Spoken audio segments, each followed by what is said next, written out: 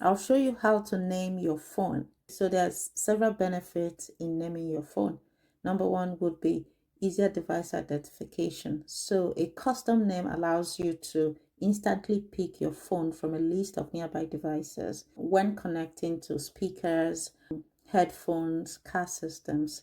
Now again, during file sharing, when sending files, a recognizable name ensures that you select the correct recipient, and it also helps others identify you quickly. Another benefit why naming your phone is good is because it prevents confusion in a home where multiple family members use same phone model, such as iPhone 17 Pro Max, for instance. So it's important that you name your phone. It also enhances privacy and security. Avoid evil twin attacks.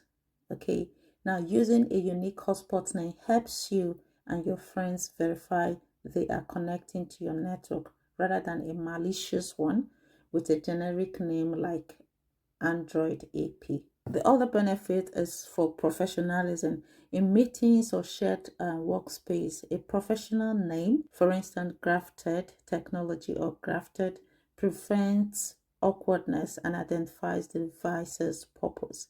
So these are some of the benefits in naming your phone. So let me take you to the point where you can name your phone. I'm going to tap on the settings.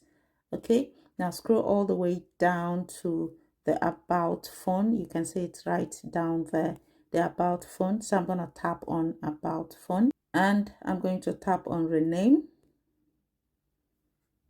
Now here you can see that the name of this phone is Grafted S26. Now what is unique about this particular one is Grafted. Okay, so you should put the name that is unique to you so that it's easy to identify. So once you do that, you tap on this, done, and that will be it. Give me a thumbs up if this video helped you.